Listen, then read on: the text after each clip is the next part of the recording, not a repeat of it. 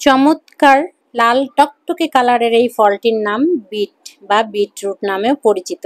এটা কাটার পরে কুচি করার পরে অসম্ভব সুন্দর হয়।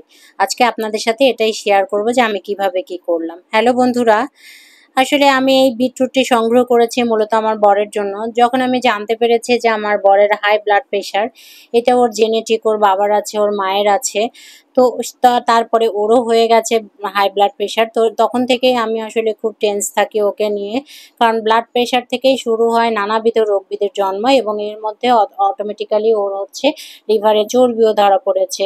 তো এই দুইটা বিষয় মিলায়ে কিন্তু আমি অনেক বেশি টেনশনে থাকি যে, এবং চেষ্টা করি যে প্রাকৃতিক উপায়ে কিভাবে এটাকে নিরাময় করা যায় বা কি খেলে আসলে ওর জন্য ভালো হয়। তো অনেক অনেক সার্চ করার পর দেখলাম যে বিটরুটকে এটার জন্য সর্বশ্রেষ্ঠ সবজি হিসেবে বিবেচনা করা হয়েছে। বিটরুটের পাউডার বা বিটরুটের জুস বা বিটরুট ভাজি, এটা নানাভাবে খাওয়া যায় এই বিটটাকে। তো এটা জানার পর থেকে আমি বিটরুট অনেক সংগ্রহ করার চেষ্টা করেছি গাজীপুরে, কিন্তু কোথাও পাই নাই। সত্যি কথা বলতে কি, গাজীপুরে এত বেশি খুঁজেছি, বাজারগুলোতে, কাঁচা বাজারগুলোতে খুঁজেছি, কিন্তু কোথাও পাই নাই। এবং স্বপ্ন সুপার শপ যেটা আছে গাজীপুর রয়্যালেসে, সেখানেও আমি খোঁজ নিয়েছি, কিন্তু সেখানেও নাই। কিন্তু একদিন হঠাৎ করে আমার বাবার বাড়িতে, বাবার এলাকায় আমি এই বিটরুটটাকে পেয়ে গেছি। এটার কারণ হচ্ছে যে ওখানে অনেক বেশি রাশিয়ান সিটিজেন থাকে, যার জন্য ওরা আসলে এই সমস্ত কাঁচা সবজিগুলো খেয়ে থাকে, তাই এই অবলীলায় এটা কিন্তু পাওয়া যায়।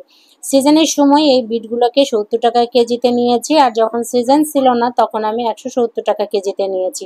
1 কেজি বিটে মাত্র 4 থেকে 5টি হয় যদি বড় সাইজের হয়, আর মাঝারি সাইজের হলে 5টি, 5.5টি, 6টি এরকম হয়। তা আমি মোটামুটি 5 কেজি বিট আমি ঈশ্বরদী থেকে এনেছি, এবং এটা ট্রেনে আসার সময় নিয়ে এসেছি যে আমার বরকে যেভাবেই হোক একটু সুস্থ থাকতে হবে, একটু ভালো থাকতে হবে। ও হচ্ছে আমার ছায়া, ও যদি ভালো না থাকে তবে আমি কিভাবে ভালো থাকি। এই বিটগুলো আনার পরে আমি এভাবে ছিলে নিয়েছি। ছিলে আমি একদম আস্তটাকেই আমি হচ্ছে পরিষ্কার করে নিয়েছি, মানে পানি দিয়ে ধুয়ে নিয়েছি। তারপরে এভাবে কুচায়ে নিচ্ছি। এভাবে কুচায়ে নেওয়ার কারণ হচ্ছে কিন্তু আমি এটা সবজি হিসেবে রান্না করব না। আমি মূলত এটাকে ফ্রোজেন করে রাখবো, ডিপ ফ্রিজে রেখে দিব, যেন এটা প্রতিদিন 1 গ্লাস করে বিটরুটের জুস আমি ওকে করে দিতে পারি। এবং এটা খেতে যে খুব বেশি বাজে বা খুব বেশি তেতো এরকম কিছু না। এটা হালকা মিষ্টি এবং লবণাক্ত, একটু লবণাক্ত। এটা কিন্তু কাঁচাও খাওয়া যায়। এটা নিয়ে গবেষণা করে গবেষকরা কিন্তু এর পক্ষে অনেক ভালো ভালো কথা বলেছেন। আপনারা যারা ইউটিউব চালান, ইউটিউবে সার্চ করলেই বিটরুট সম্পর্কে জানতে পারবেন। মূলত হচ্ছে যে এটা খাওয়ার ফলে কিন্তু লিভারের চর্বি অনেকটা কাটে এবং হাই ব্লাড প্রেশার অনেক কমে যায়। এটার প্র্যাকটিক্যাল প্রমাণ হচ্ছে আমি এবং আমার বর। আমার অনেকগুলো সমস্যা ছিল, আমার স্কিনে এত বেশি ব্যথা ছিল আমি জানি না, কিন্তু বিটরুটের জুস যেদিন থেকে আমি খাওয়া শুরু করেছি আল্লাহর রহমতে এখন পর্যন্ত কিন্তু আমি থাইরয়েডের ওষুধ খাচ্ছি না, আমি কোনো গ্যাস্ট্রিকের ওষুধ খাচ্ছি না, এবং আমি আমার হচ্ছে যে স্কিনের যে পেইনগুলো ছিল সেগুলোও চলে গেছে।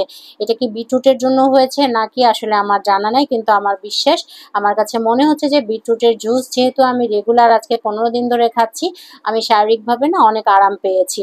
তা আমি কিছু হচ্ছে ফ্রোজেন করে রাখবো, এবং আমি কিছু শুকাইতে দিব, শুকিয়ে হচ্ছে আমি এটাকে গুঁড়া করে রাখবো। তো আমি যেগুলো ফ্রোজেন করে রাখবো সেগুলো তো আগেই কেটে নিয়েছি, এবং এই 5টাকে আমি হচ্ছে একদম করে রাখবো। আমি রোদ্রে শুকায়ে ভালো করে তারপরে সেটাকে ব্লেন্ড করে গুঁড়ো করে রেখে দেবো বয়াম ভরে। যে অনেক সময় আছে যে ইলেকট্রিসিটি থাকবে না, ব্লেন্ডার চালাইতে পারবো না, তখন কিন্তু এইটাকে আমি কাজে লাগাবো, অর্থাৎ গুঁড়োটাকে আমি খাওয়াবো। এটা রেগুলার খাবারের আইটেমের মধ্যে আমি নিয়েছি।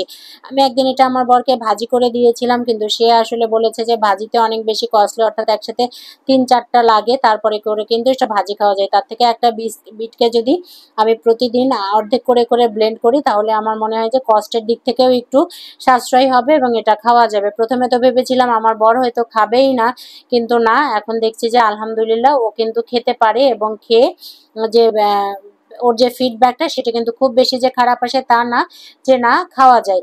একদিন আপনাদের সাথে অবশ্যই শেয়ার করব যে আমি বিটটা কেটে কিভাবে, ফ্রোজেন বিট থেকে কিভাবে আমি বিটের জুস বানিয়ে খাচ্ছি, এবং এটা কত ইজিলি খাওয়া যায়, কোনো গন্ধ নাই, খারাপ লাগে না খেতে।